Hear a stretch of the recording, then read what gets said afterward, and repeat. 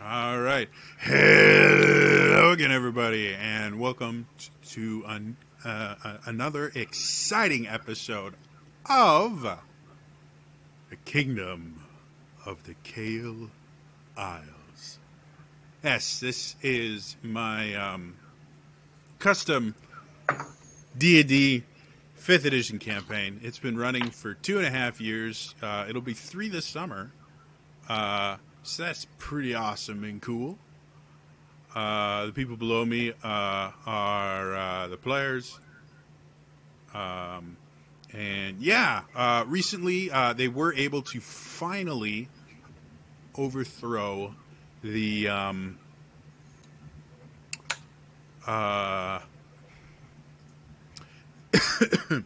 the head of the Eladrin government that had been subjugating the world for centuries. At a key moment in the final battle, a former ally returned to help them out and then promptly turned on them.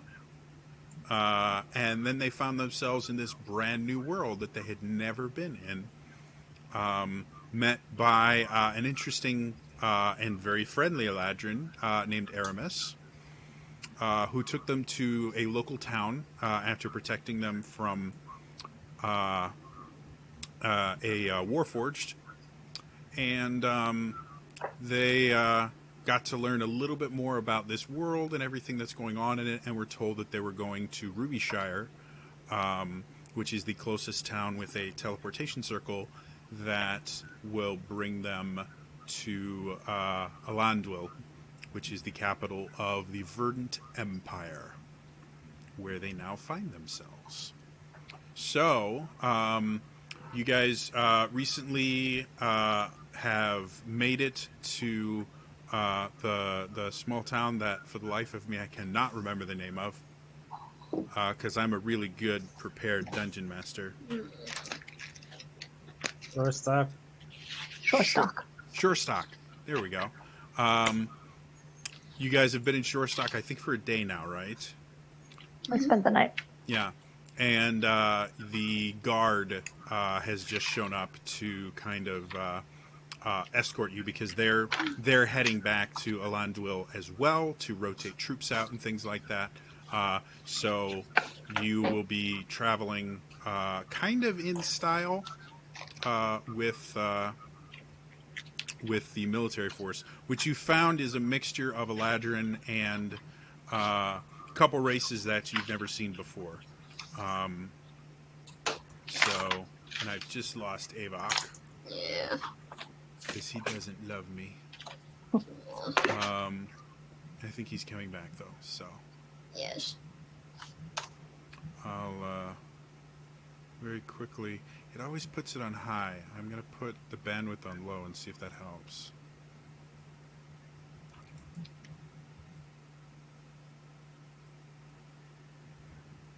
There we go. I think everyone... That should help a little bit. So yeah, can everybody hear me? See. Yes. Cool. Awesome. So you guys were loaded into a wagon and are ready to set out on your journey to Rubyshire, which you've been led to believe will probably take you a couple of days at least, depending on various factors. So is there anything that you guys want to do before you actually leave? I think I already asked you guys what kind of prep work you wanted to do, but I'll ask you once more. I think I just stopped by the graveyard one last time, and I think at this point I'm just gonna death ward Willow without really even saying anything. Just like cast a spell at her, and then do the same to Kata, and then the same to myself, and that's it. No Avok? Nope, I don't have that many slots. That's fine. It'll be fine. Yeah. I thought at first I thought you were going to say nope, don't like him anymore. No. I have relentless rage, so really, I'm good. Yeah, no, he's very hard to kill now. You may start seeing bad guys with disintegrate. So as you guys are there, you do see Aramis speaking with the guy that you assume to be the head of the guards, or the head of the military here. And you see the argument is starting to get kind of heated, or rather Aramis looks to be starting to get rather heated. The military guy doesn't seem capable of showing emotion. He's very stone-faced. Is there anything you guys want to do? Not really. Well, I Okay. probably would have just asked the barkeep tavern person on the way out if I could get a couple spices. I don't have anything to give him, but we kind of bonded over making the drinks. Just want to replenish the Yeah, stock. yeah. She would have been okay with that. I mean, you taught her a new drink. Yeah. So yeah, after a few minutes of watching Aramis like argue and fight and things like that, and eventually two guards show up behind Aramis, and he kind of looks at them.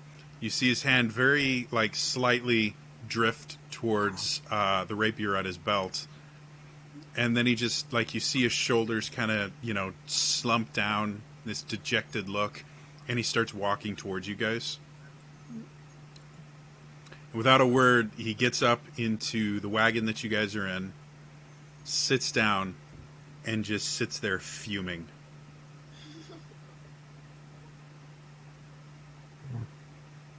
So what's the deal? They need a report on the exact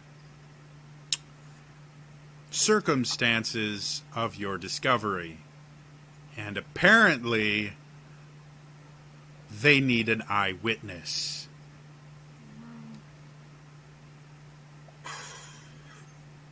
Yay? You should be happy.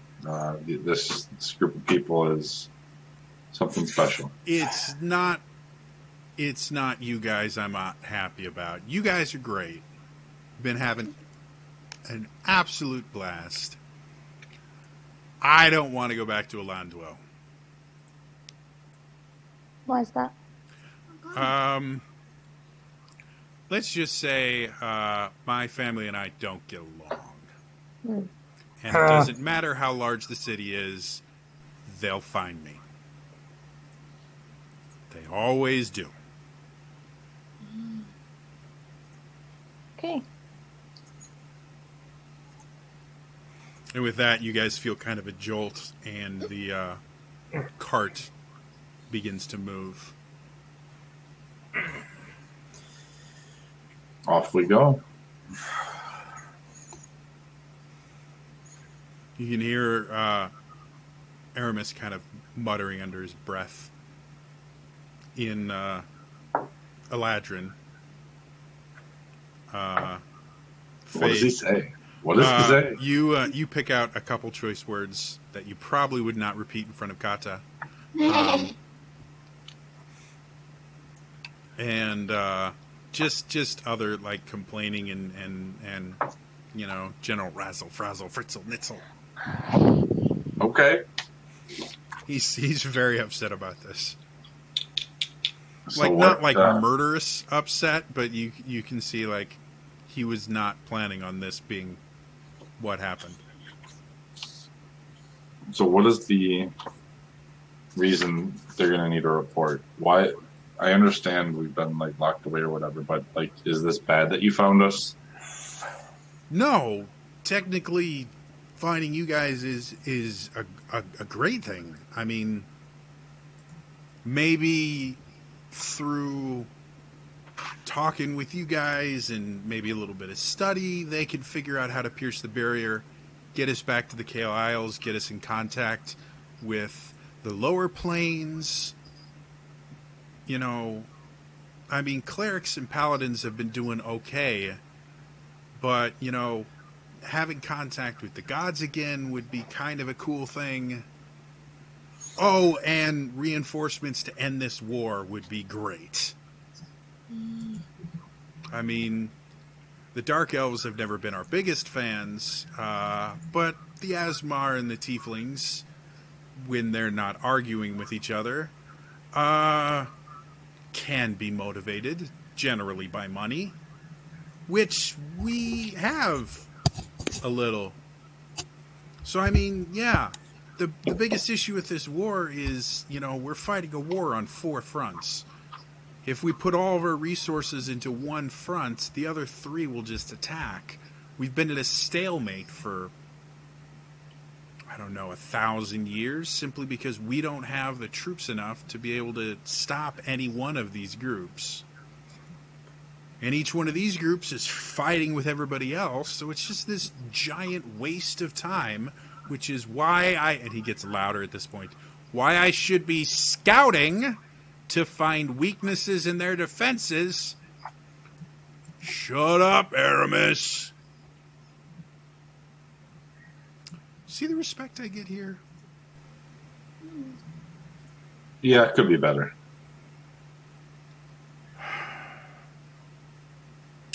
So this is going to be a long, arduous journey.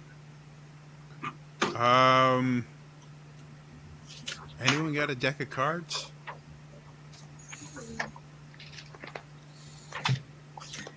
Avok pulls out his dice, I look around and ducks him at him. Have fun. games really aren't our strong suit.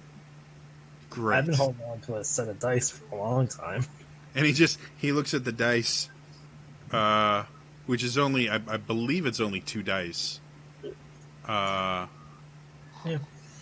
So he sits there, he rolls them, he rolls snake eyes. He's like, gives them back to you. I just don't think luck is with me today. So you guys, how is that whole prime material plane thing? I hear it's nice in the summer. Yeah, that only good thing about it right now. Hey, there's water that's not full of elementals. I mean, that's a deal. Oh, the water's full of elementals here? Well, the Verdant Empire doesn't really have, like, large bodies of water. Sure. That's kind of a aqueous realm thing. Okay. Used to be one of our big trade things is they'd trade fresh water. We would give them land-based goods. It's a good agreement. Now, most of our water is magical. Interesting. Yes. Create food and water is a very useful spell. And we have entire communities that their entire job is to create enough food to keep the empire going. Okay. Basically, if you're not that good at magic, they have a place for you. It's creating food. Which also means that sometimes the food they create is wonderful. And sometimes the food they create is awful. And the awful food generally goes to the military. Because they can't complain. Sure. Which is why they have such wonderful personalities. Shut up, Aramis.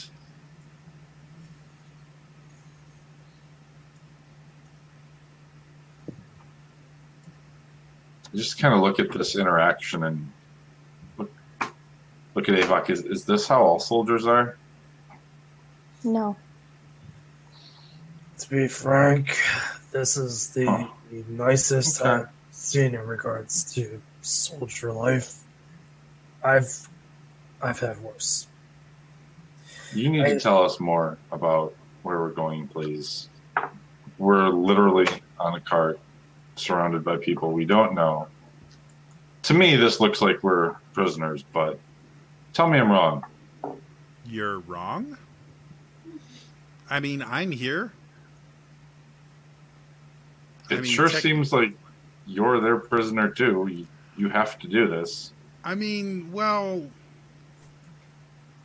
I may not be like part of the Verdant Guard, but being a scout, I still technically have to follow a chain of command.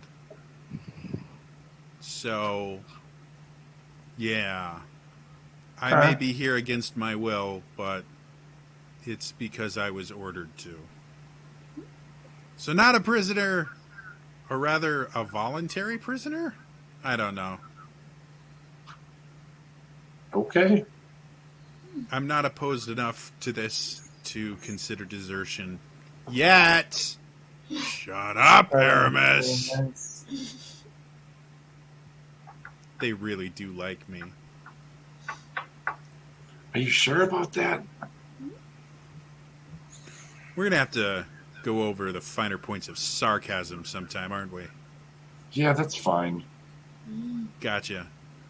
Not big market for comedy clubs back in the prime Okay. material plane, is there? Not so much. Gotcha. The comedy is like it's really bad. It was really bad over there. I mean, even when life was good, and I know that I had it better than all these guys. I mean, we lived and died by the government, what the council said, and his agents, and the hierarchy was something else. Fun? No, you don't understand. It was not fun. Nothing about it was fun. Again, we'll work on sarcasm. You seem not quite as literal, and he turns to Willow.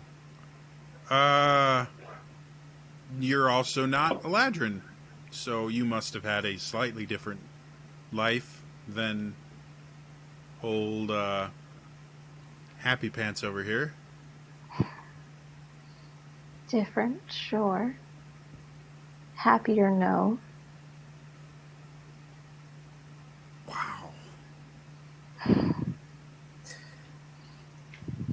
We did talk about yesterday, my father being trampled and burned to death. Yeah, Mhm. there's Mhm.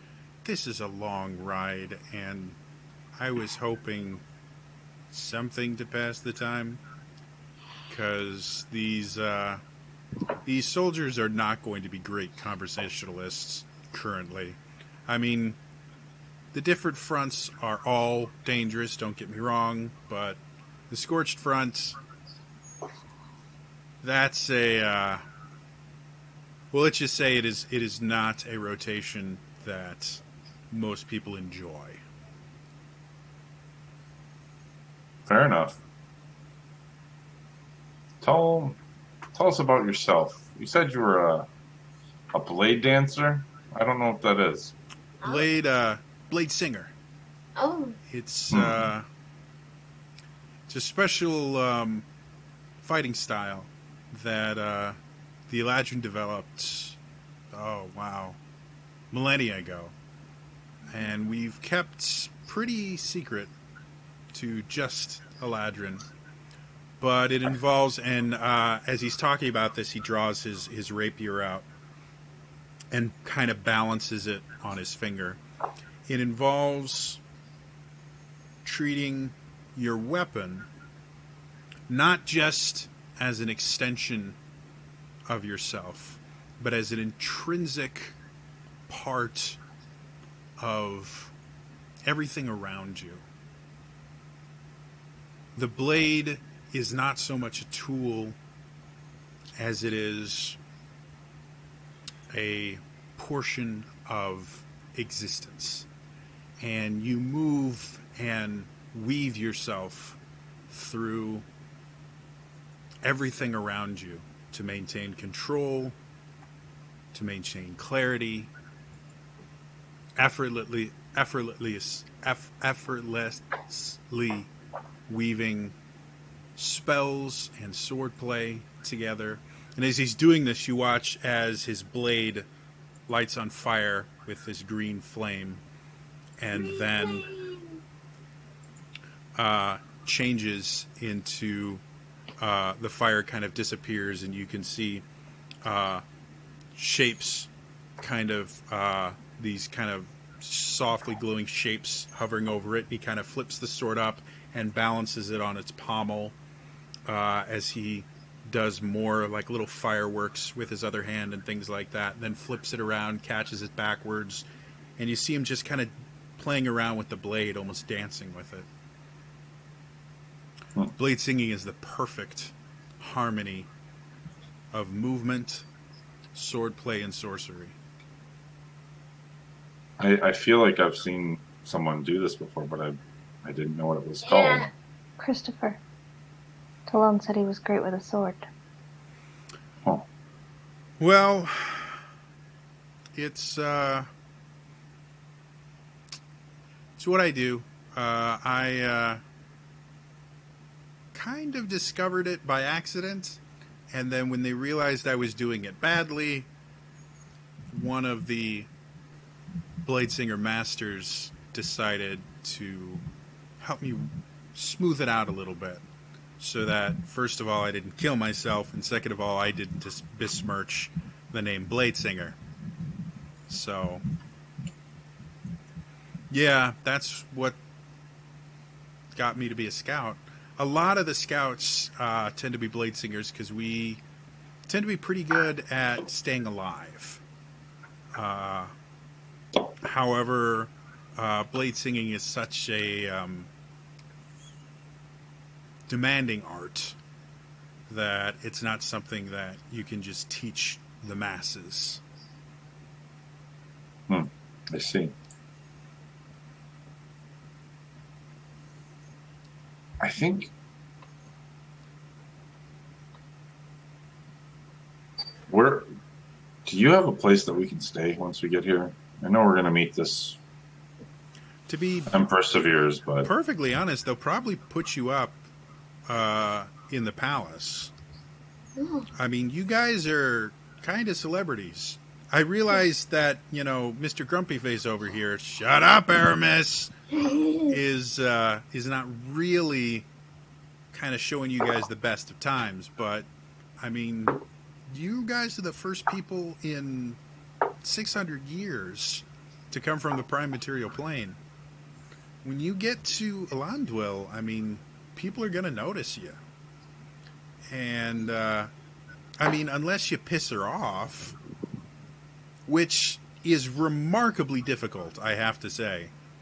Not challenge that accepted. I have any experience in trying to piss off the Eternal Empress, but, Right. yeah. Anyway, they'll probably put you up in the palace. After you speak with the Eternal Empress, I really don't know what they're going to do with you. Again, I mean, we've got a war to fight. Unless you guys want to join the war, which isn't really your war.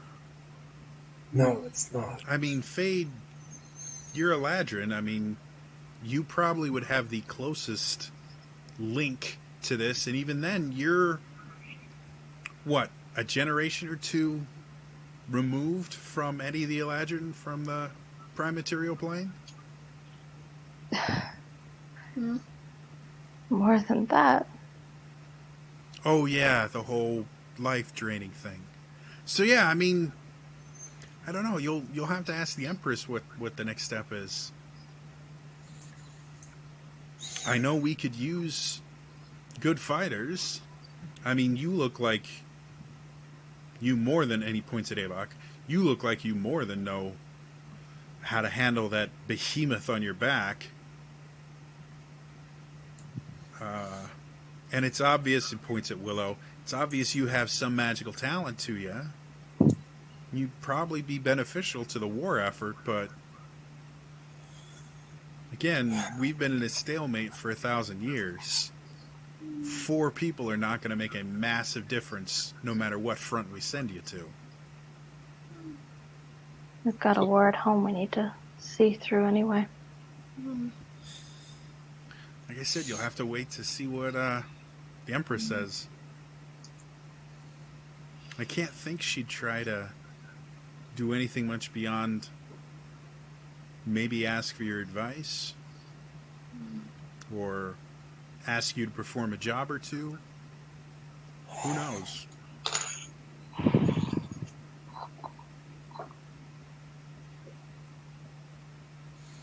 Probably for the rest of the day, Fade's gonna try to like pick the brains of the other soldiers that are on the cart, Mhm. or roll me- around.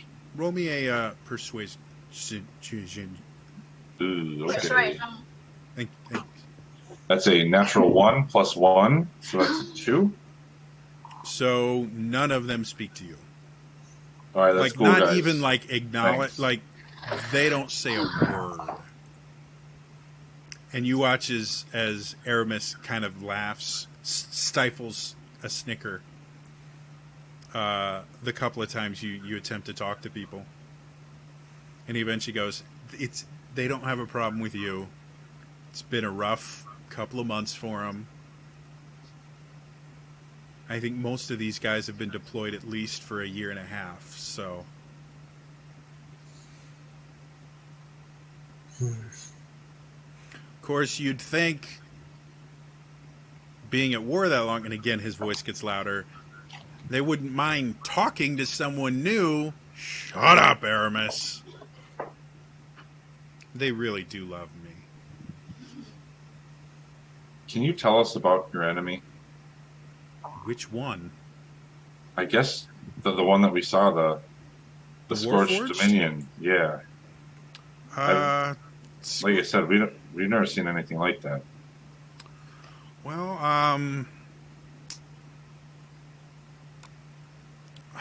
let's see. The Scorched Dominion is traditionally it would be referred to as the elemental plane of fire. There's lots of fire there. It's kind of hot. It's ruled over by Okay, True Fire. Yeah. We got through that. okay. But what are they? The Warforged they're the embodiment of the element of fire. Their history states that the elemental plane of fire started as just chaos. The 4 elemental planes and the Feywild started as chaos. And then as order started to move in, the Feywild, with its connection to the Weave and arcane magic, started to coalesce, and life started to grow there, and the Eladrin were birthed from that magic. That's why we're so intrinsically connected to magic. Well, the elemental plane of fire, there is nothing but fire and chaos and anger and just raw emotion mixed with elemental chaos. And eventually this emotion started to kind of coalesce. And from it coalesced itself into a vaguely humanoid shape, but was unable to keep that shape for any significant period of time.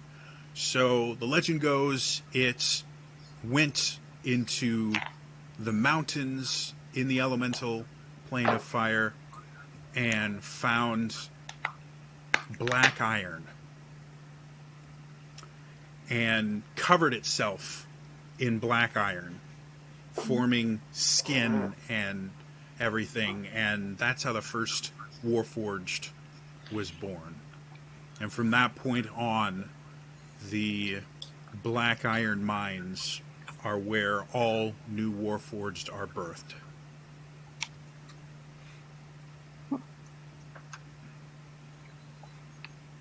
You said that. I mean, we're right in the middle of all these other planes, the dominions, the empires, the realms. How are you still here? If you have a war on 4 fronts, how can you possibly hold that? Because we're awesome. And they're fighting amongst each other as well. So as much as we're fighting a fight on four planes or on four fronts, uh, each of the elemental planes are fighting a war on three fronts, with the opposite elements not having a common border. Like air and earth don't have a common border. They have to go through either one of the other elemental planes or the Verdant Empire in order to get to that plane. And through some careful and strategic troop movements and things like that, we've been able to kind of keep everyone at bay. Every so often, we'll venture into the fire elemental plane, or we'll gain some ground in the terrestrial Commonwealth or something like that. A few years later, they'll take that area back, or maybe the Aqueous realm will invade slightly into the Feywild, and then a few years later, we'll reclaim that territory. For the most part, that's what's been happening for 1,000 years. Nobody is strong enough on their own to beat any other empire, and none of the different kingdoms trust each other well enough to form an alliance to have the manpower enough to actually win this war. So it's this giant stalemate. We've attempted to try and garner treaties with just about every elemental plane at this point, and each time they try to use the negotiations as a vector to assassinate the Eternal Empress. Or someone will try to assassinate, Overlord Truefire or Sovereign Whisperbreeze, or, it's dangerous to bring the leaders together because somebody gets it into their head, hey, if we assassinate one of the leaders, we'll beat them.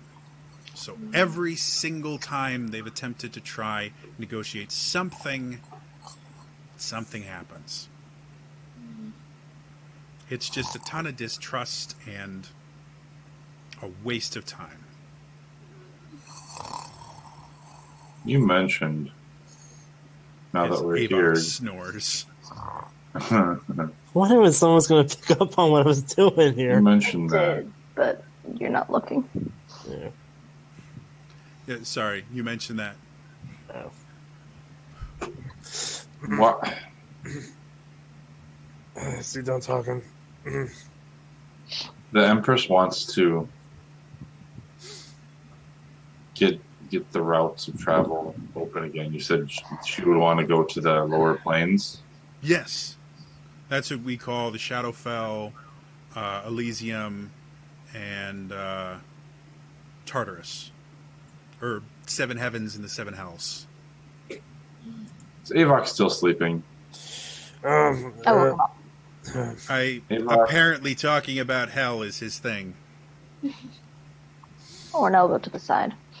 We do I mean, kind of that need too. to get to Tartarus at some point. Someone has some answers that I need. Well, good luck with that. We can't even get to the prime material plane. And the only way to the lower planes is through the prime material plane in the Kael Isles. I mean, the Kael Isles, since the beginning of time, has been kind of the central point in all the planes of reality. It's one of the reasons why the Verdant Empire had such a strong relationship with the orcs that guarded the interplanar temple, and with the dragon that ruled over that area. Did we ever mention the dragon to him out of character? I don't think you have. guess the lane was over here. I mean, obviously he sees, the kind of dragon-ish motif to Elaine's armor, but Sure. you guys have never mentioned the dragon in conversation. What do you think would happen if the dragon that ruled those lands were to come back and we were to somehow reopen the lines between our people? What do you mean come back? Where's he gone? I mean, ancient dragons are not pushovers. These are not creatures that tend to die too easily. I assumed he was someone still... got the better of him. Mm-hmm. Really? And that's that person that we need to talk to sooner rather than later. That's interesting. Well, I mean, if we could get contact with the prime material plane again, we could request help from the orcs. The orcs are incredible fighters, and their mastery of druidic magic is unparalleled. The orcs are gone. Well, I'm in the Kael sorry. Isles anyway. What? Is Again. We've been to the temple that you're talking about. Yeah. Okay. Well, if the Kael Isles are in shambles, there's Triregnum. We could attempt to request aid from them. There's the Dragon Wildlands in the north. And then there's the lower plains. Again, the Dark Elves and the Eladrin don't get along super well, but they've got to be hurting from this, inability to travel between planes. They might be able to help, and then, obviously the Aesmar and the Tieflings. Either one of them. We just need something to tip the balance in our favor. We could even petition the gods themselves if we could make it to Elysium or Tartarus. Perhaps get a chosen or two to show up again. I mean, I realize the whole Chosen War thing was not an enjoyable time for anybody, but I mean, if any time the Chosen could be useful, now would be the time. I'm going to quickly message everyone. I'd like to keep the strength of my tie to the Dark Lady secret here. I thought I already know. Well, you do, but I'm going to telepathically tell you not to spill the beans to anyone else. I mentioned a little bit to this guy, but I don't want anyone else to know. Oh, okay. It'll take a couple minutes to do that, but in the meantime, Willow is saying to him, "Yeah, I'm afraid I don't know much about the Chosen Wars. Kind of left out from what we know. Just kind of to keep the conversation going while you're doing that." And he starts going into that as well. He's like, long story short, the gods kind of had this idea that they should have a more direct impact on how the world worked. Some of them disagreed with that, and the Chosen Wars started. Chosen are individuals that are chosen by a deity and are given special powers and abilities far beyond those of a mortal in order to enact their deity's will. But again, it turned out really poorly. Big war. Fought through all the planes of existence. It made it all the way out here to the outer planes, all the way back down to the lower planes. I mean, it was just a nightmare. And eventually, the mortal races all kind of banded together, decided the Chosen were causing more damage than help, and kind of killed off the last few Chosen that hadn't killed each other. Okay. More wars. Yeah, it's kind of a theme. Listen, before the Elemental Wars started, the higher planes were the picture of peace. I mean, we regularly traded with all the elemental planes. Before the Eternal Empress took her throne, her father used to regularly have dinner with the previous overlord and the sovereign of the Tempest sovereignty and the king of the Aqueous realm. Like they used to all get together fairly regularly to discuss treaties, just to spend time with each other. The Genasi were free to migrate between planes. It was an amazing time, or at least that's what I've heard. I was born well after that. But that's what we want again. That's why the Eternal Empress has not given up hope for peace. That's why she continues to try and find some way to get hostilities to stop just long enough for us to talk. We've come up with new ways to detect assassins from further away. We found new ways to detect changelings and invisible stalkers, and none of it's helped so far. But again, you guys are the key. Even just the threat of reinforcements from the lower planes could be enough to get the various kingdoms back to the negotiation table.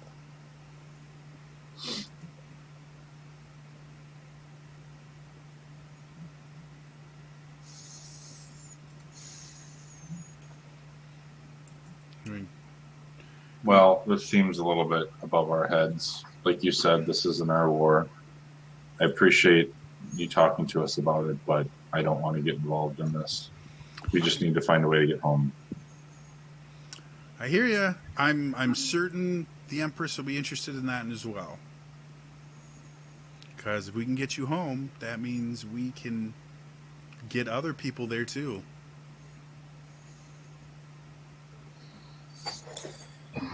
And as you guys are talking, you feel the cart kind of shudder and then stop. Hmm? And you see Aramis kind of look around and is like, that's weird. I'm going to figure out what's going on. I'll be back. And you see him just kind of hop over the side and kind of run towards... you guys are in a very, very long kind of procession, kind of towards the middle of it. And I'd like everyone to make perception checks for me. Okay. And all of my books are very far away, so I will be right back. Shit. Yeah, I didn't roll too well either. I got this. Good, because I rolled a natural 1. I rolled a 2. Oh, 50. you guys are wrapped up in this conversation. No, I'm just bored. I mean, Willow is fascinated, so. All right, I am back. So let's start with Fade. What you got? 26 to perceive. Okay, Kata, 13. Ibak. 1.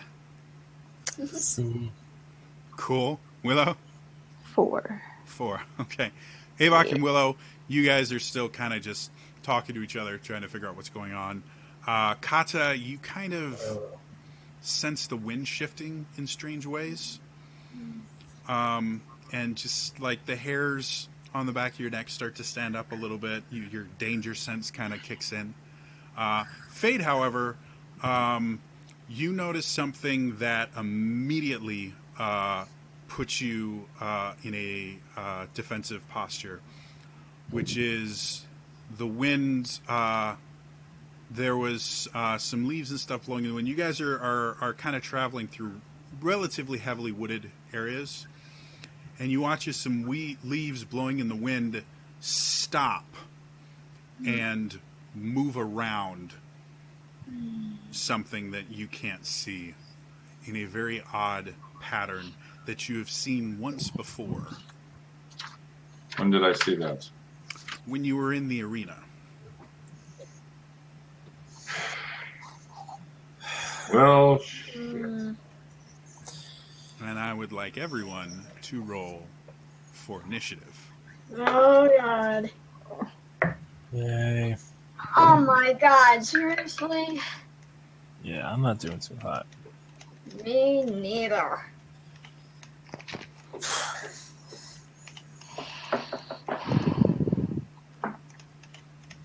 All right, Fade, what you got for me? a total of 11. Wow, everybody's doing super good. Kata, 3. Avak, 10. Willow. 19. Wow, Willow going fast. I have a +0 to my initiative, so Sonic the Hedgehog. I have an advantage on my initiative rolls, and I still roll shit. And I rolled 10 a is 1. not horrible. I have rolled worse initiative. 4 monsters I have rolled worse initiative. And there's a very good chance for these monsters I will roll worse initiative. I have a set of standards. I just need... I had to find their initiative modifier. That's supposed to be fast. Why you know so an initiative?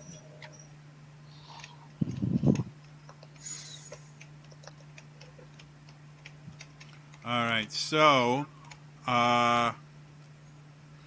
as you realize exactly what's happening, they move in to attack and Fade. You just barely have enough time to warn the rest of your party before these creatures start to attack. do I have any idea what this is? What was your perception? Oh no, my perception was shit, but I also don't think I was at the arena. Theoretically, Fate. I will ask Fate. Fate, how do you warn your allies of what's about to happen? Like, the last time we saw this is when I called the Dark Lady and she, like, Yeah. kicked my face Oh in. no! So I think Fade's probably just, like, actually a little terrified. Like, I don't think he says shit. It's like, oh, Okay. God. So the rest of you guys aren't really going to know what's happening at first until you start hearing the sounds of battle and you see kind of your escorts just drop dead. Oh, You see them kind of gasp for air for a little bit and then hit the ground. So yeah. It looks like each of you guys are going to get 1 and 2 of you are going to get 2. oh god. That's Kata and... not Kata again, because that would not make a whole lot of sense. Kata and Willow. Oh god. So,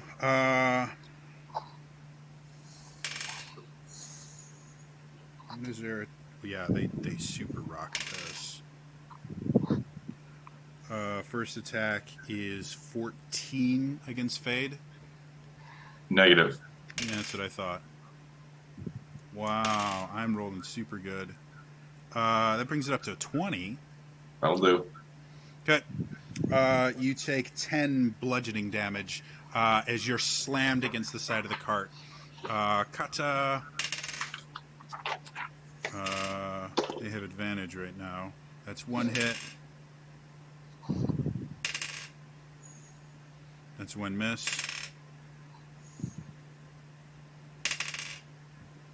That's 2 hits. Oh god. And then does a 20 hit you, I'm assuming? Yes. So it's a total of 3 hits. So you take 30 bludgeoning damage total as you feel out of nowhere the wind just start to kind of coalesce around your body, and then it suddenly becomes very hard, and it kind of slams you a couple of times against the the cart that you're in, and then you just feel this like weight against your chest just slam into you and knock the wind out of you for a second. Evok. First attack is 23. That is. Second attack. What is that? It's looking like a 16. Misses. So you feel, again, you feel the wind kind of shift around you and feel an impact in your nose as something slams into you. You check to see for any blood and then kind of just do one of these as another blow just goes past you from some invisible being. And then Willow. That definitely hits.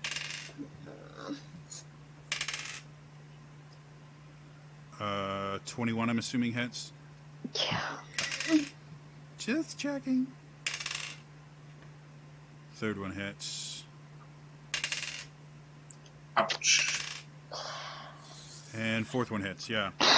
So you sitting there, you feel, again, the wind shifted everything, and then you get slammed twice against the cart, and then feel something just slam into you that knocks the air out of your lungs. And then you almost feel like you inhale, but it feels almost like you've inhaled like water or something. Like you can feel something in your lungs that is not air.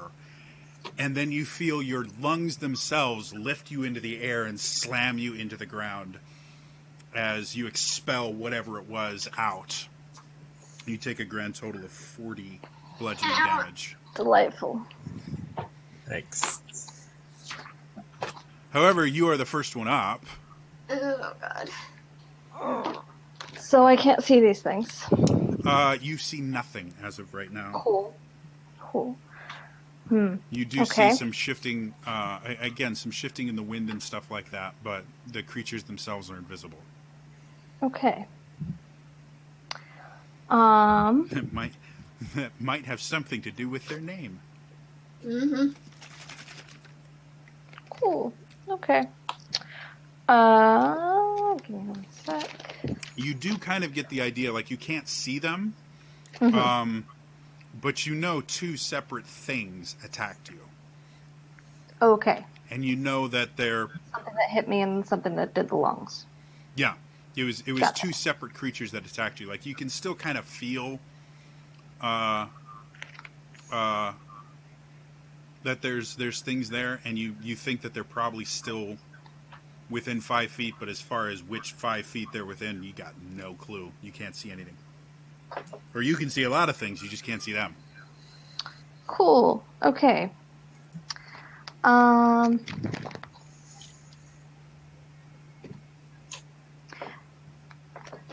She's going to kind of shake it off, and because she can't really see what's going on, in the direction she thinks that they're in, she's going to cast slow. Sure, you're going to have to tell me how slow works again, because I can't remember. It's a save, I'm assuming? Yes. Wisdom save. Up to 6 creatures of my choice in a 40-foot cube. Oh God. If you cast it on the party, you would get all 6 of them. Because No, I don't want it on the choose. party. Well, they're You creatures choose. of your choice. Oh, okay. Then perfect. If you said if it says creatures of your choice, Yeah. then you can cast it on the party and then just not choose the party. Perfect. Yep, doing that. Cool. They have super awesome wisdom scores. What's your DC? That would be 17. It's 1 save, 1 fail, 2 fail, 3 fail, 2 saves, 4 fails, 2 saves. Cool. Okay. The ones who saved, no effect. The ones who failed, speed is halved, -2 to AC. And dex saves, can't use reactions, can either use an action or a bonus action on its turn, and it can't make more than one melee or ranged attack during its turn. Ooh, damn. There's also details on if they cast a spell. So let me know if they cast a spell, and I'll tell you what happens. They have no spellcasting abilities. Cool. All right. Cool. So you guys watch as Willow kind of waves her hands around, and then you watch as time around you starts to slow down a little bit. And Willow, you can feel, because it's a concentration spell, I'm assuming, you can feel 4 distinct targets. You can't tell where they are, but you can tell 4 distinct targets are now under your influence through this spell. Okay. Then I kind of just look around and say, 4 of them are a little slowed down. I don't know what they are, but... Fade, you are up next. What would you like to do? I will, using a 5th level spell slot, cast Spirit Guardians. Nice. Ooh, shit. Describe your Spirit Guardians. So, Fade is momentarily stunned as these things attack, and after getting his bearings and realizing the last encounter he had with the Dark Lady, she needed him, she wasn't upset with him, he will call upon her power, and there will be however many bad guys are here, so we'll just say 10, just because I don't know, so 10, like, angelic forms, but they're like black. They're like shadow angels, basically, and they just start swirling around, just attacking everything. So Right. that's some So you saves guys from the watch mid. as these kind of dark angels appear around Fade and just start kind of flying around. What's the radius on that? 15 feet from me. 15 feet. That's a lot. Yeah. So you guys just see, and the whole area actually becomes a little bit darker, and kind of like Fade is now kind of glowing with this deep indigo light from his holy symbol. Anything else you want to do with your turn? That's all I can do. Okay. They don't actually take any damage until the start of their turn, so deal with that in a little bit. However, Avok, you are up next. Okay, Avok's pissed off because he just got hit by air. Yeah. Yeah. Anywho, You just got the shit kicked out of you by a gust. That's like being taken down by a Pidgey. yeah, fuck you, bird. I'm free. I'm going into really good, Katie. Thank you. It's good, Katie. I'm going into a rage. I'm gonna. Okay. So you guys watch as Avok lets out this bestial roar. His muscles bulge. I'm assuming you take your axe out. Oh yeah, and I'm gonna reckless attack whoever the fuck hit me. So Okay. that cancels out that disadvantage bullshit. So yes, the one caveat I'm going to have is I'm going to have you, since you don't technically know where the creature is, I am going to have you choose even or odd to see if you attack the right square, basically. Because again, they're completely invisible, so you don't really know where it's coming from. Fair. So even or odd? Even? Yep. So your first attack, there's nothing there.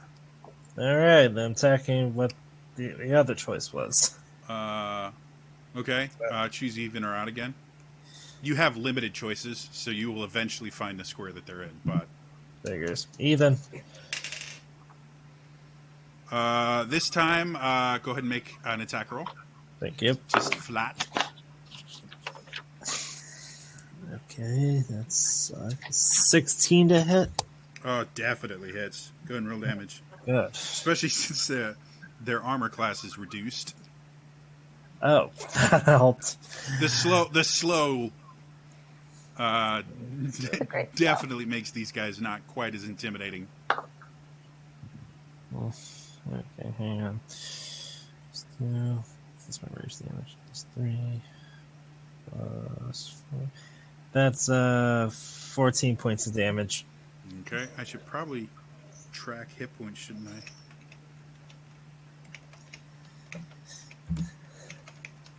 This is all like, no, you kill them in one hit. What was it, 14? Yep. All right, so you hit the first one. Until it moves, you know the rough area that it's in. You still would normally have disadvantage if you weren't reckless attacking, but you can make. Oh, you can't because you use your bonus action to Yep. rage. All right, anything else you want to do with your turn? You can tell your teammates you know where one is, if you want. Found one, dipshit. All right. As he says that, Kata, it is your turn. Oh, wow, it's my turn? Yeah. They all went first, so. Okay. I'm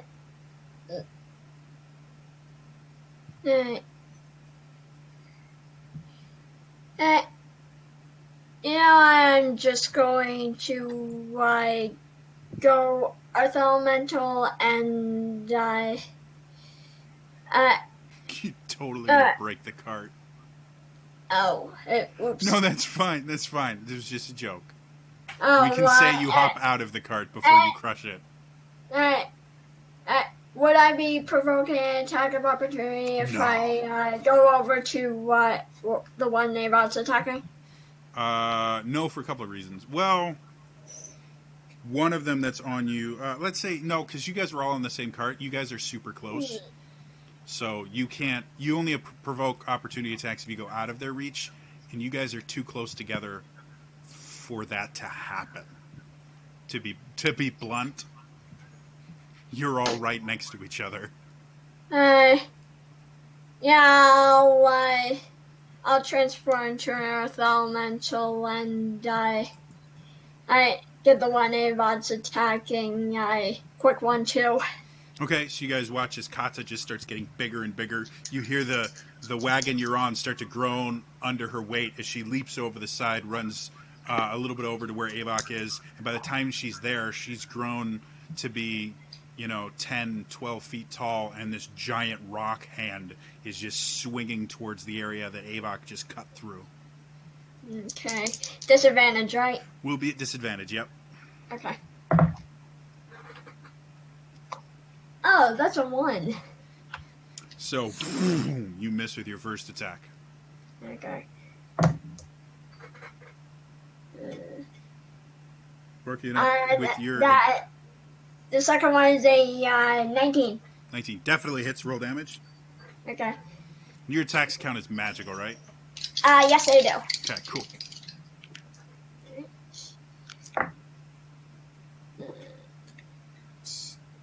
13 points of bludgeoning. All right, so the first one, you literally just swung through air, and there was nothing there.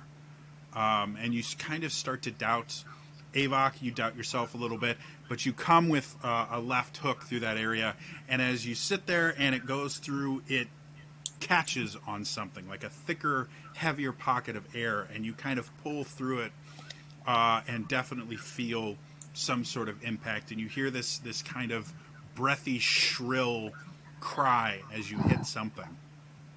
Oh, yeah. Do I have travel sense? As an earth element? Yes, I do. So, theoretically, I could sense where they are. No, you can't.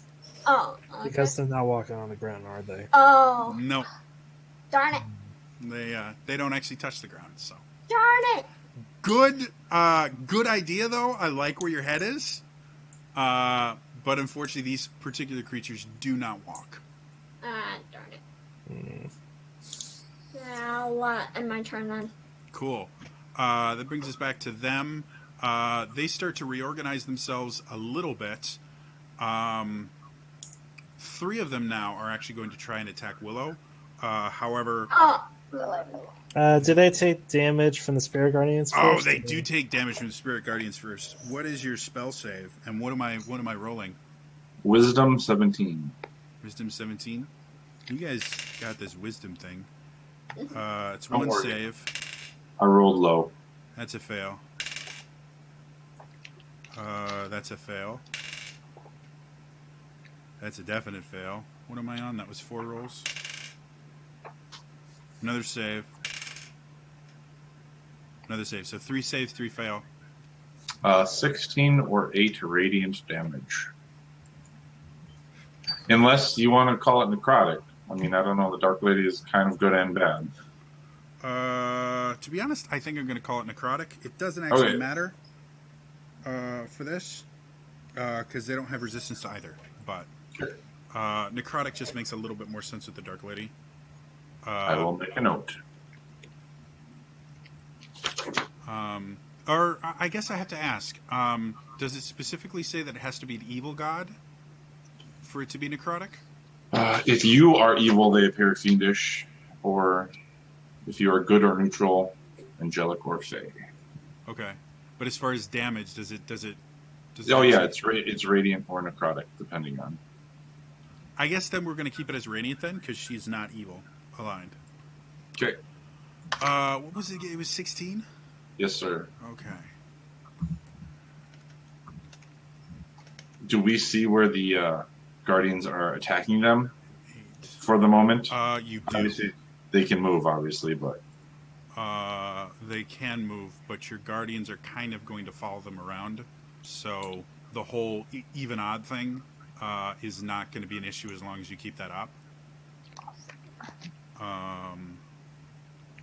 Half of 16 is 8, right? You Yes. got it.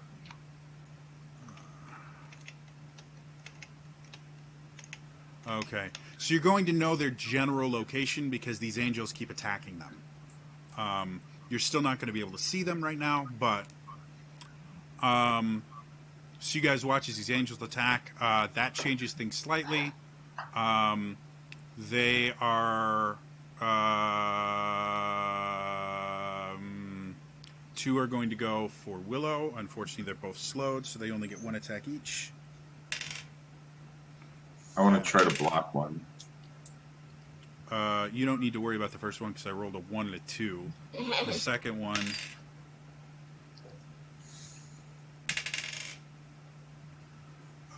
17 against Willow. I have an AC of 10, so yes. Oh, okay. You don't have a dex score? No. So, Fade, you do... technically, you can't see them. Yep. Doesn't matter. I did not beat it, so we're good. Okay. So you take 10 bludgeoning damage, and I need a concentration check from you.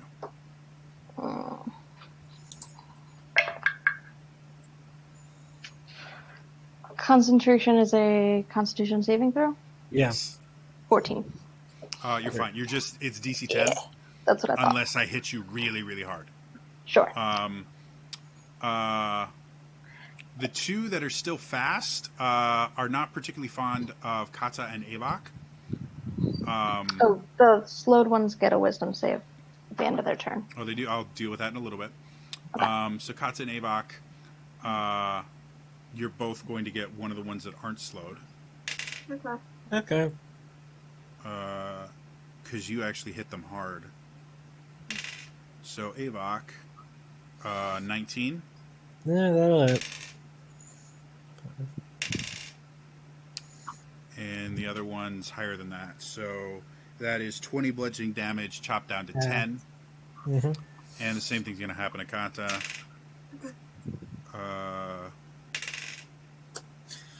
16, does that hit you? No. Okay. It's air versus rock. Like, so the second one hits you for 10 bludgeoning damage. That's halved to 5 Okay. because you're an earth elemental. And then Fade, you get 2 slow guys coming at you. Yep. I'm going to say that hits with a 19 on the die, the first one. And the second one, 21. That'll do it. All right, so you take 10 bludgeoning damage and need to make 2 concentration checks for your Spirit Guardians. I double crit failed it. Seriously? Yup. Wow, you need to throw that dice away. I can't because our program is where I'm. Oh. He's usually roll Sorry. 20. Curse you, roll 20. So the Spirit Guardians go away.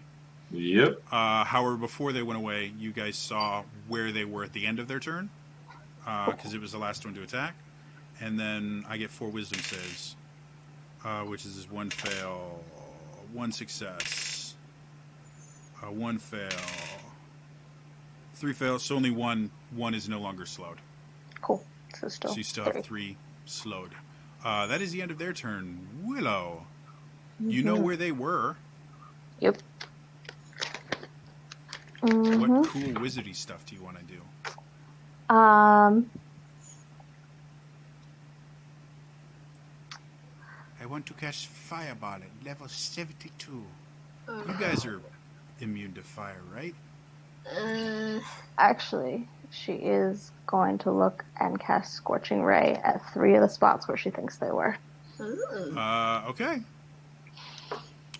So you're going to target 3 different ones, or one 3 times? I'm going to target one, and if I hit it, keep targeting that one. But if I can't, like if the first one misses, she'll try a different spot. Okay. Cool. Make me attack roll with disadvantage, obviously.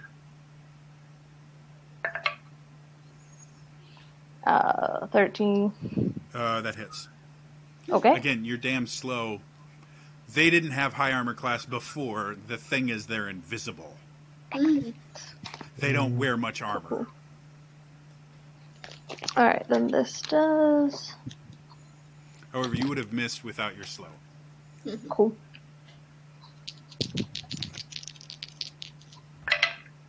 Seven fire damage to the first one, then.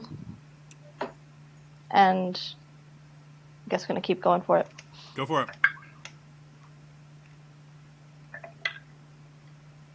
That is a 12. So that... Hits. Does that still hit? Okay. Again, slow is a remarkably useful spell. It's a great spell. 9 damage.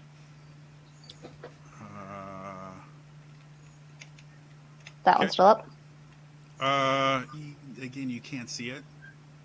But you haven't seen anything dissipate or anything like that. Sure. Okay. You again, since you're hitting one that you've slowed, you can still feel 3 slowed creatures. Okay. And that's a 19, so that hits. Oh yeah, definitely. Another 6.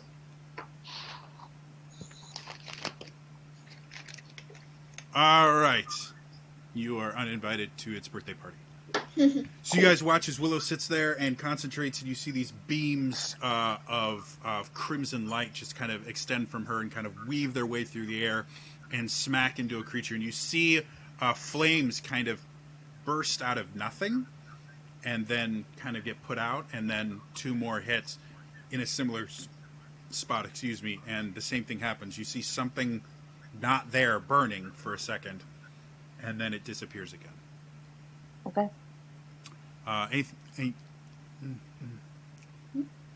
Anything else you want to do with your turn? Just kind of hunker down in the car, try and keep out of, sight, but it's not really gonna work. Just kind of. Makes sense. Yep. That brings us to Fade. Yeah.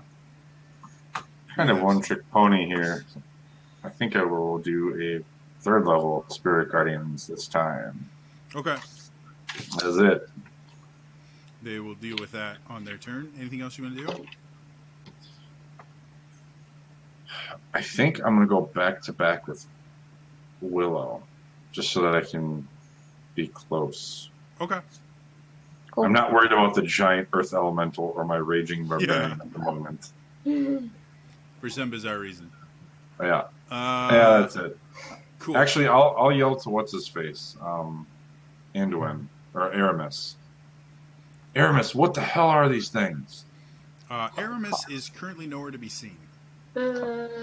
He kind of ran off to the front, and you don't know where he is right now. You can hear the sounds of battle all around you. So this is not just you guys being attacked. Somebody has ambushed the entire caravan. These are just the ones that you're dealing with. Okay. Okay. Can I Sure. What? Can I do something else? If there's a battle all around us, Sure. We want to. I'm gonna empower my gauntlet instead and just try taking swings at wherever I thought they would be. Okay. Make an attack roll with disadvantage.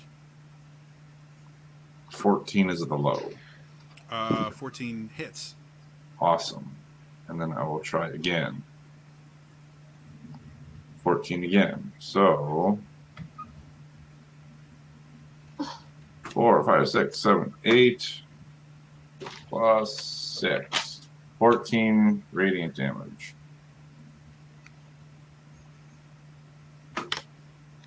And that's it.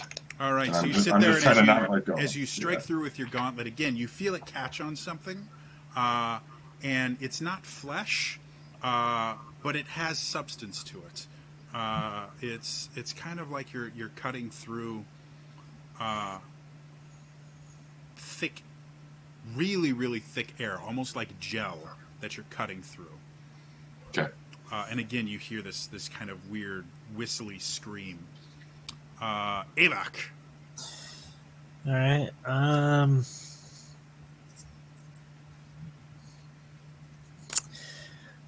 just gonna reckless twice against the one I know is there at least. Go for it. Yep. Yeah, straight roll. 12 on the first hit. Hits. Again, slow is a cool spell. Yeah, it really helps. And 23 on the second hit. That one misses. I'm sure. Anywho. Ooh, nice. Hang on. If you want to just give me the total, that would probably be easier.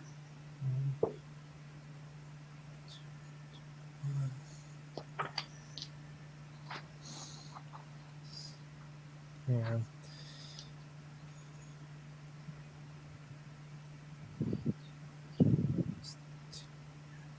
$34 points of damage total. Holy shit. All right, so again, you swing through and you cut through something and you hear it kind of whistle, scream. Seems like it's still there.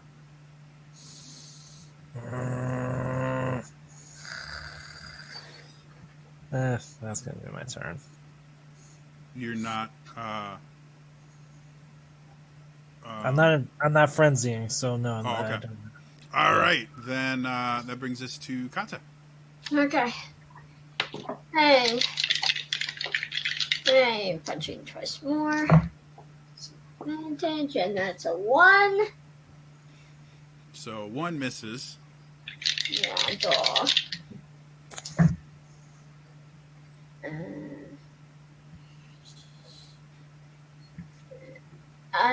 13. 13 hits. Go ahead and roll Okay. damage.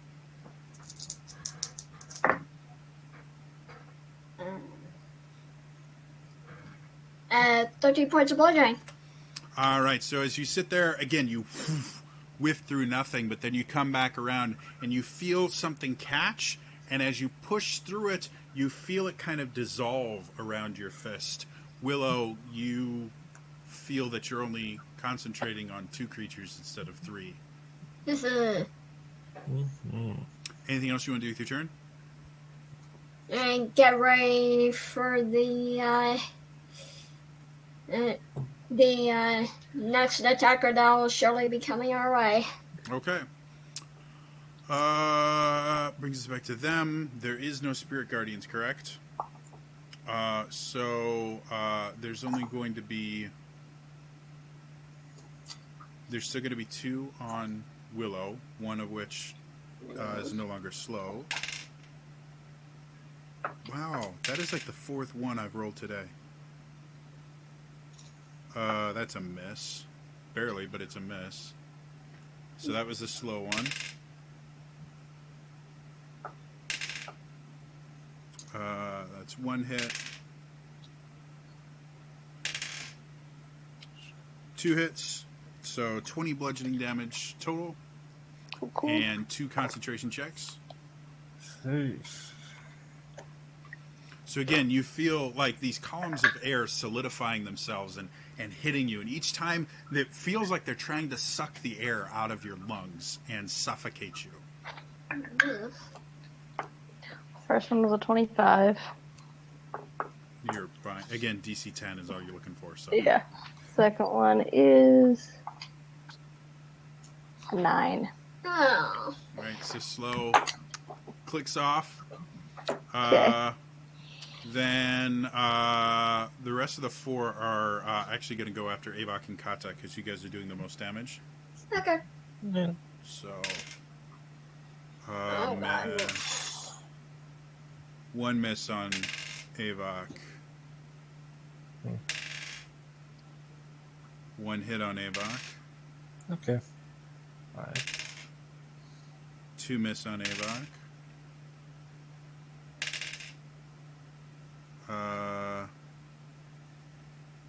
I'm assuming 22 hits, right? Yeah, that'll hit. So 2 hits, 10 damage apiece, knocking in half for 5. Kata. So, what am I playing? Is it 20 hit? Yes. Okay. That's 1 hit on you. What about a 16? Misses. Okay. 1 miss. Second hit. That's cocked.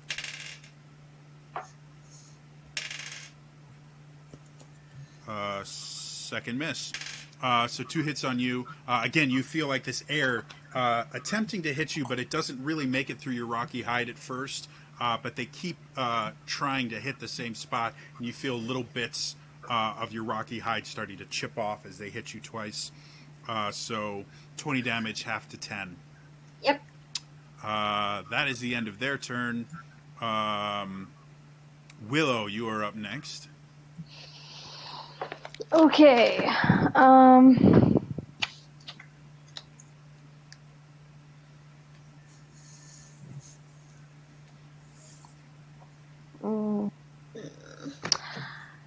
Since it worked last time, she's gonna use fire again. Just gonna cast Firebolt. Try same thing again. 1, and then if it doesn't hit, try another spot. You For mean Scorching Ray? Firebolt? Nope, I mean Firebolt. Sorry, fire again, but not the same spell. Okay, because Firebolt, you only get 1 Firebolt. That's what I meant. Sorry, yes, just 1 Firebolt. Just Okay. gonna start there. Again, because there's nothing pointing them out anymore, I'm going to have you guess even or odd. Odd. So you fire off your bolt of fire. It goes through. Nothing's there. Cool. Cool.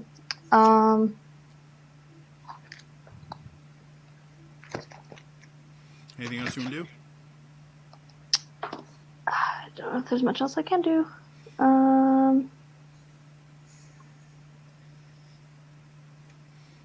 Nope, that's it. All right, Fade. You notice So- a lack of things trying to hit you. I understand that Aramis isn't like I lost track of him, but there's fighting all around us. Like, how big is this battle? Well, the company you were traveling with was a few hundred men, and they're all currently engaged. If you want to make a perception check, you can kind of glance around to see what all is going on. Unnatural 20. So looking around, you get a pretty good idea of what's happening. It seems that the invisible things are only attacking you guys. You do see some humanoids that have fairer skin, and their hair seems to be constantly blowing in the wind. You also see some humanoids that look kind of like a combination between bird and people, where they have wings and talons and things like that are kind of swooping in and attacking various people. You can see the Eladrin and other troops are all kind of fighting back. You can see some spells being slung around, some melee attacks. You see a few people that are picking off some of the flying creatures with bows. With a 20, you can see Aramis is actually working his way towards you guys. but he's kind of wading through all of these, different creatures and kind of dodging through them, attacking as he goes. So you think it'll probably be at least another 3 or 4 turns before he gets to you guys. Sure.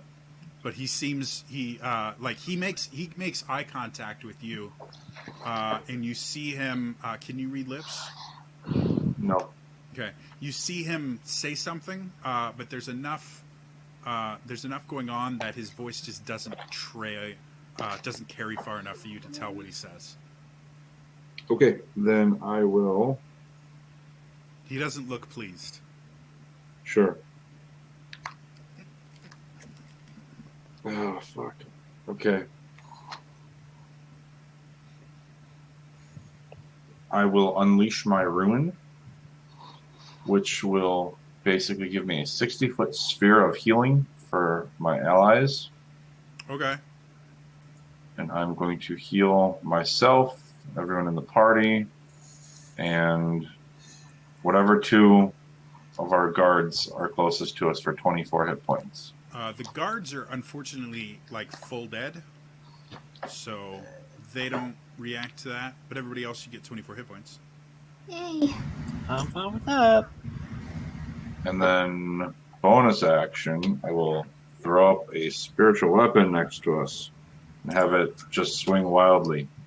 And what's it look like? It's Avok's axe. Still. So you see, Avok, you see a copy. Actually, no, because I changed it with Christopher. It's a tombstone now. It's a tombstone. You guys see just a giant tombstone with the name Christopher on it. Yep. And it just tries to slam down. I'll have you choose even or odd fade. Even. It hits the ground. Katya, you sense it.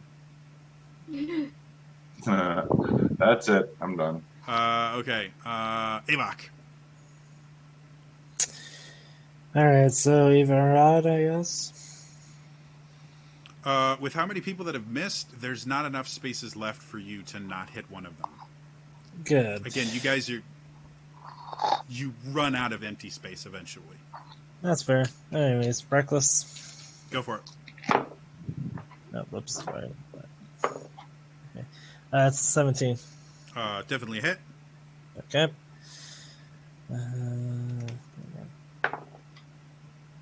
Not bad. Yeah. 14, 17. 19 points of damage. Damn, you hit hard. All right. Oh, that's Still the seems first like guy. it's there. 21 to hit. Definitely a hit. Roll damage. Okay. That was good. 13 points of damage. All right. So again, you hear that kind of whistling scream 2 more times as you cut through the creature near you. Anything? And anything else you want to do with your turn? Okay. Avok's extremely frustrated, so he's going to get frenzied up. Okay. And that's his turn. I believe frenzying doesn't actually take a bonus action. It's just something that you do. Unlike raging, where it actually says as a bonus action. Right. Okay. Then I'll swipe again. Unless the PHB specifically states as a bonus action you can frenzy. I thought it said, while raging you can go into a frenzy. Well, technically it says when I rage. Yeah, so you are raging, you can go into a frenzy. So if you want to make another attack this turn, you can. Yeah, why not? Alright. Ooh, natural 20. Nice. So that's a miss. Roll your damage. And I think you get... do you have brutal critical yet? Yes, I do. Cool. Mm-hmm. Do something awesome. Yeah, give me a sec. 18 plus 4, 22 plus 4, 26 plus 5 plus 2. That's 31 points of damage. As you sit there and you cleave into this thing, like you are just almost blinded with your rage. You sit there and cleave into it, and you feel yourself dig really far deep into this creature, almost to the point where you can feel like you're just barely to the point of like cleaving through it completely, but something stops you and you have to pull your axe back. The creature is still there. Fucker won't die. Okay, that's my turn. All right, Kata, you are up. Okay, I see that Avon's having trouble with the one he's trying to cut down. I go to help him. Go for it. Yeah, steal my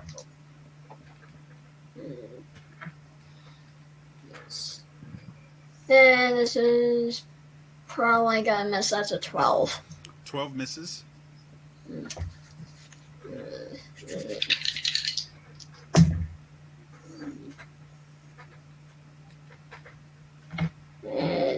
That's also gonna miss. That's an 11. All right, so you sit there and go swinging through, just barely missing whatever creature is there. Anything else you want to do with your turn? No. All right. It is their turn. Avok, you have some friends. I figured. Is there a way I can speed this up? Everybody roll d20s. No, I'm just going to copy paste and do it this way. Oh, I should probably add on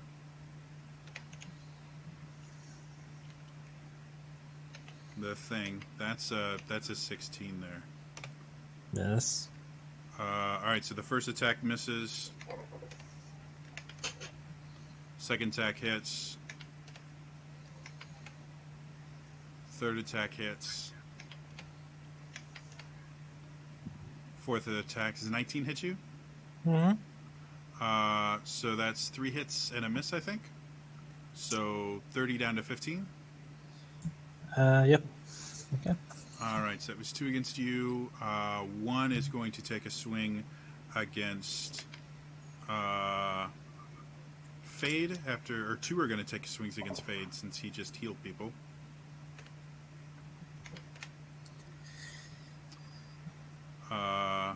So 25.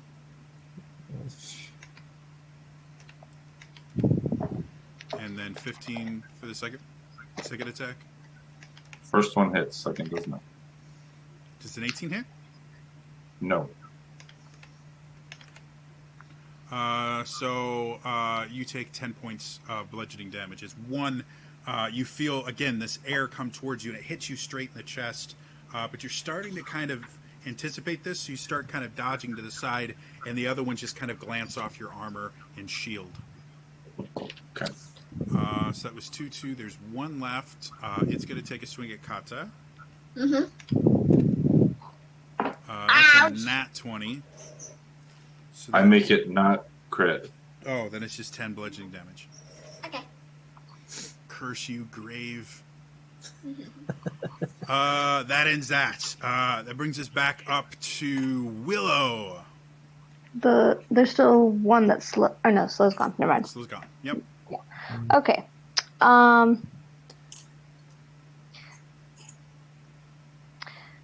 She is going to kind of swirl her hands and create a flaming sphere Okay. where she thinks one is right now.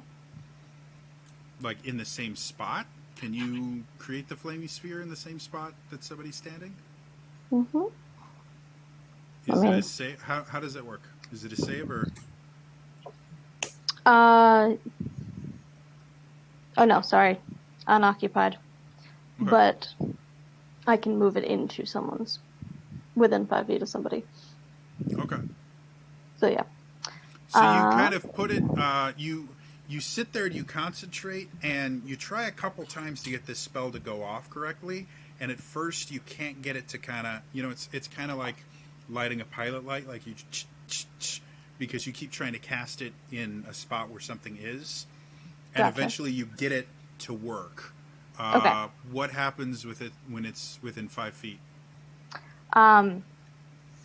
Any creature that dexterity saving throw.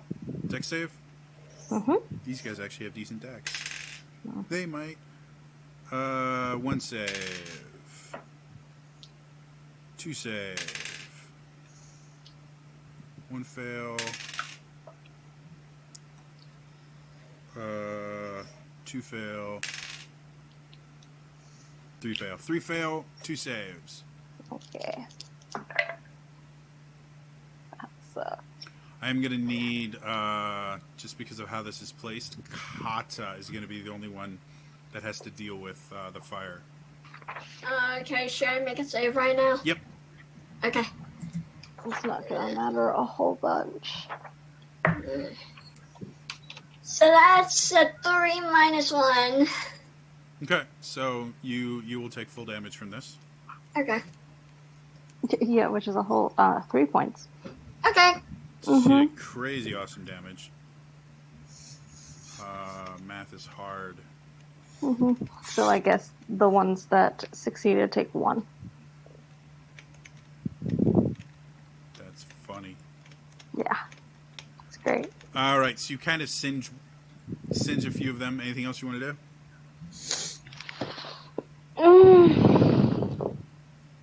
Nope, that's it. All right. That brings us to Fade. I'm going to hop off the cart. Mm-hmm. What is the terrain we're on? It's a road. Not like paved. It's hardened dirt. Then I want to take my it's like shield 10 feet wide though, or and try to 15 just feet like. wide, sorry. I want to take my shield down to the ground and just try to like spin and move 30 feet and like create dust and like throw dust up into the air to see if it'll help us see these fucking things. Okay. It's packed earth, so I'm gonna have you make an attack roll against the ground with your shield. So that's gonna be a strength-based attack roll without your proficiency bonus. Sure. Because you're not quite used to using your shield as a weapon, unless you don't have the shield master feat, do you? No. Okay, no, then yeah. So with just strength, it's a 16. 16 is still good. So you knock up a fair amount of dust, and it doesn't. You can see there are certain areas where the dust moves around something that you can't see. So as of right now, you guys can see outlines basically of these creatures. Okay. And then I want to have my spiritual weapon attack the closest one of those. Okay, go ahead and make a straight attack roll. So 23 to hit for 21 force damage. You see one of the areas that previously there was no dust, now has dust in it. And that's it. I'd say look for the open areas. Okay. That brings us to Avok. You can now kind of see somewhat. I mean, you've got, dust everywhere and you're coughing a little bit. Oh, hello there, you little shit. And I'm gonna make my swipes. I'm gonna be reckless. Do I get my advantage this time? You actually get advantage this time. Good. Alright, that's 20. Take some inspiration for creative thinking. Right on. 21 on the first hit. Definitely a hit. And this is gonna be on the one I've beaten the shit out of so far. So that one doesn't exist anymore. Oh, okay. Gotcha. Then yeah, I'll just roll 2 more times and total up my damage. Alright, anyways. Second attack is 13. 13 misses. With advantage? What the hell did you roll? I rolled a 3 and a 1. Wow. You have like a super high. Yeah. Okay, and it's 26 on the last hit. Definitely a hit. Go ahead and roll damage. Okay. Not bad. Okay. Fuck you. That's 27 points of damage total.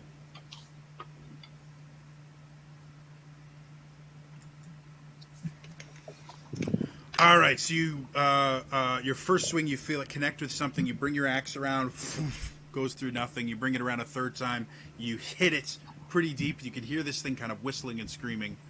Anything else you want to do with your turn? Nope, I'm just gonna wait till I get to hit it again. Or something. All right, that. It's your turn. Kate? Okay. Alright. Punchy punch? Yeah. Oh, I don't need to roll disadvantage this time. Okay. Oh, and I still roll like crap. That's a 10. That one misses. Alright. That's much better. That's a 21. That hits. Roll damage.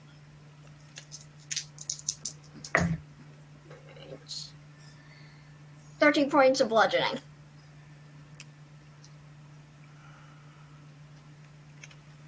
All right. That ends them. Now that you guys can see them, I'm going to say you probably are not going to have too much of difficulty taking these guys out. It's just kind of a time sink. So I'm going to roll,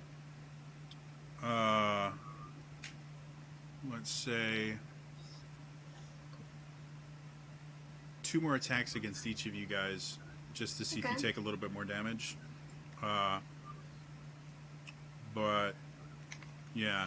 So, Fade, first one against you, 25. Yes. Second one, 20. Yes. Total 20 bludgeoning damage. Avok, 23 and 25. Oh, yeah. 20, half to 10.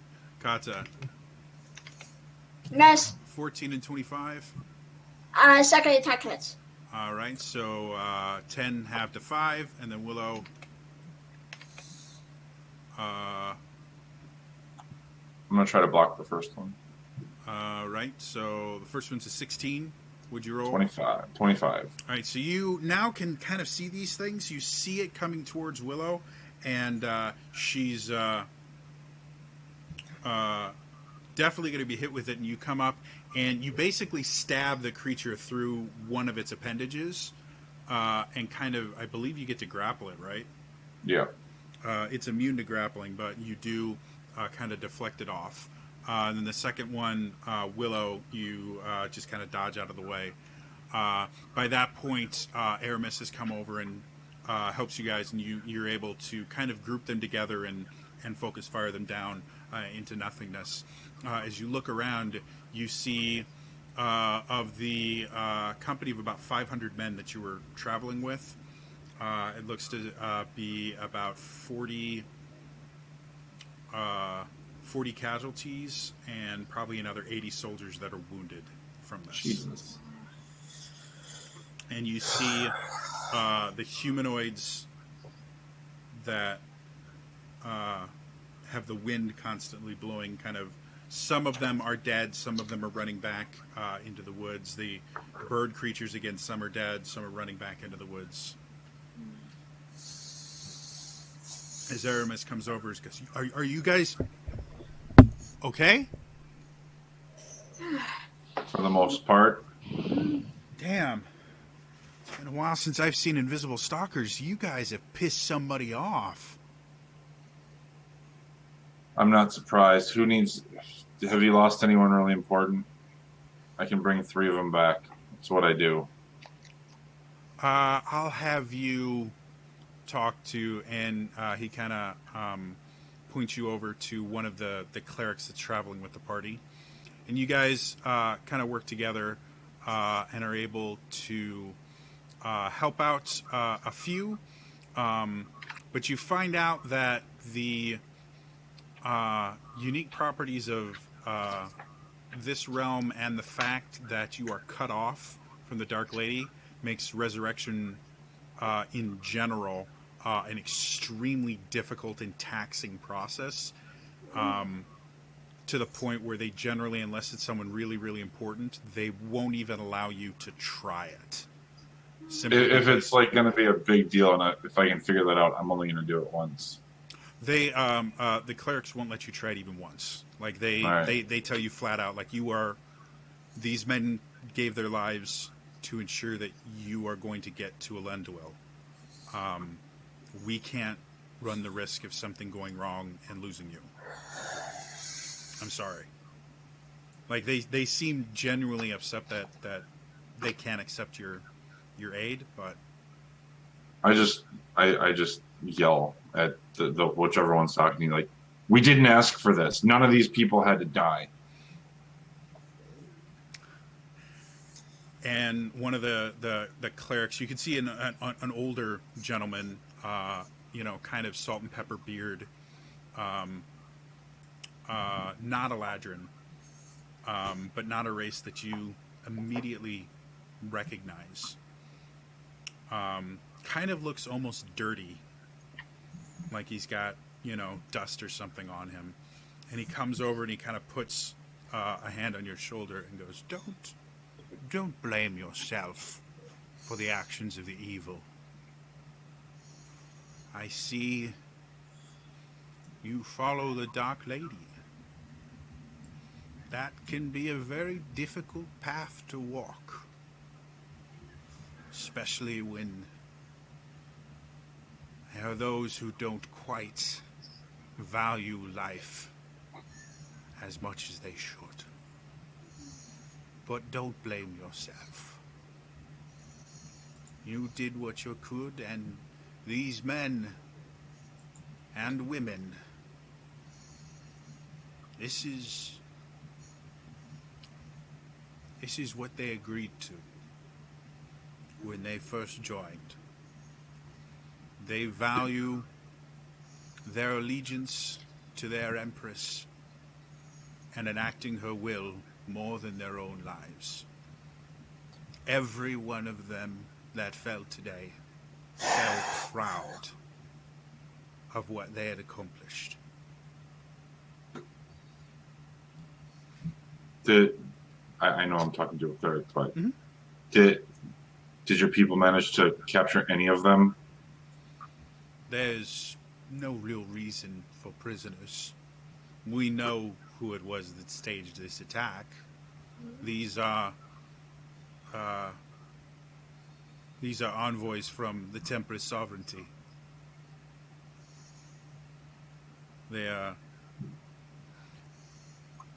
We saw no reason to attempt to take prisoners. Generally, they don't tend to tell us much, even with some of our more magical means of getting them to talk.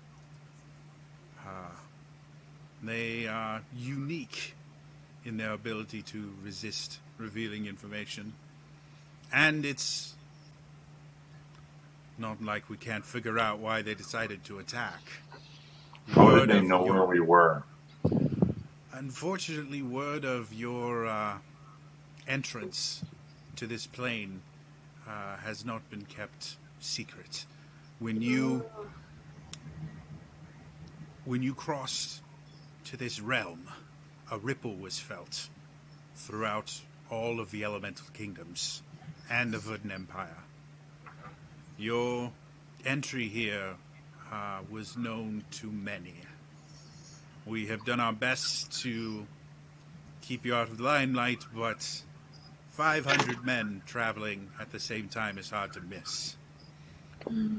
We made the decision it was better to defend you and risk attack than it would be to try and silently and secretively move you and risk not being able to defend you.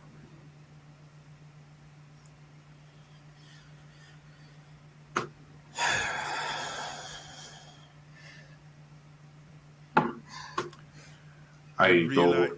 And he looks at you and goes, and again, kind of looks at you with this kind of stare that looks past and through you and into you. Something that you've never really experienced before without malice behind it. Like, you can genuinely feel that he cares. And he looks at you and goes, I know for one so young, this seems senseless and wrong. I wish I could tell you otherwise. But I've been fighting against my own people for 40 years. And fighting against the Verdant Empire for 60 years previously. I've been on both sides of this war. I guess eventually you become numb to it. Which is sad. But necessary in a time of war. And he starts to turn away and go to care for other people, and he comes back and he goes, I hope you never grow numb to this. I hope you're able to keep that spark. Something I haven't seen in a very long time. Sorry. And then he goes off and you see him tend to other people, some magically, some... He also has like a healer's kit on him, so he seems to kind of overall just be someone that's there to keep people alive. So Aramis kind of gets you guys back and like, so, yeah, that was fun. Look around you. How can you even joke right now? It's a defense mechanism. It's what I do. They didn't quite tell me the reason that I'm here. Or rather, they did. They just didn't tell me the real one. I'm not going to be leaving your side until you're in the Empress's court. That's why I'm here. If I'd known that, I wouldn't have left to find out what happened. Seems like a bit of oversight on their part not to mention it's your job. Well, again, I wasn't supposed to know. Why? It's complicated. It's stupid. Don't have the best track record with doing what I'm told. Mm. Anyway, after something like that, the likelihood of us being attacked again for a while is relatively low. Because of the wounded and everything, we're going to make camp for the night. This is probably the safest we're going to be. And it's midday right now. He goes, we wish we could keep on moving, but it's just not a good idea right now. We need time to assess who we can take with us and who needs to stay here. There'll be reinforcements and other people that can give last rites and things like that coming later.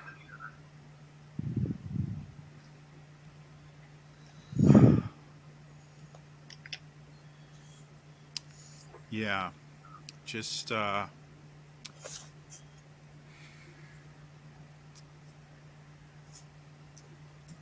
going to real quick do a perimeter check.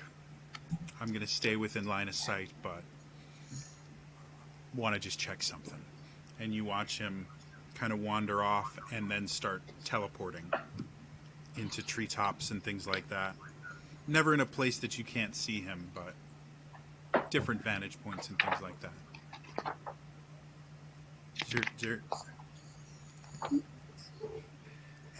Anything you guys want to do? You've stabilized everyone that you can. I'm going to shift back to myself and cast Mass Cure Wounds on all of us. Okay. And when I'm done, I'm going to facepalm myself because I had something prepared that I could have used against them. Well, live and learn. Yeah. And with 8 intelligence, I kind of make mistakes like that. Okay. Faye, did you have something? Is the intent to leave all these people here, these fallen soldiers? The intent is they're going to move them to the side, and there will be a portion of the regiment that's actually going to stay with the people that are too wounded to move, and the bodies, and they'll be taking care of the bodies, burying them, and everything like that. And those that are too wounded to move will be waiting for another group of soldiers that show up to help get them somewhere where they can recover. I'm gonna take some time getting to know this regiment and what their name, what the regiment's name is, and I'm going to cast Stone Shape a bunch of times with a higher level spell, and I'm gonna make like a little obelisk, like a memorial, for the battle that was dropped here. Okay. You find out that this is the 1725th Regiment. Is their official title. They don't have like a call sign or anything like that. And you get to know a few people. They seem appreciative. It's mostly a Ladrin with a few human-looking people mixed in there, and that a Goliath or two as well. So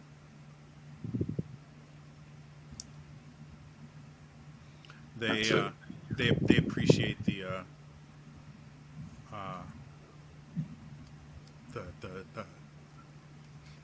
the gesture. Yep. And unfortunately, that is where I am going to end it for tonight. So yes, if you're new to watching this, you're watching this on YouTube. I do run D&D games just about every Wednesday night at 9 p.m. Central. Please come on over to my Twitch channel. It's twitch.tv/TrainerJody. You can watch live. You can interact with people in chat. The cast, I have them look at chat and everything, so we can kind of talk in chat and stuff like that. And I will, when I'm not running 7 different things, try and acknowledge you as well. And also, I'm a new affiliate for Twitch, so if you want to subscribe to my Twitch channel, you get access to some. You get access to a emote or a couple if you go for one of the higher tiers. And you help support me, so that's always fun. Otherwise, yeah, follow me on Twitter. I'm Trainer Jody everywhere. Anyway, that's all for me today, and I will see you guys next time. All right, bye bye. Bye.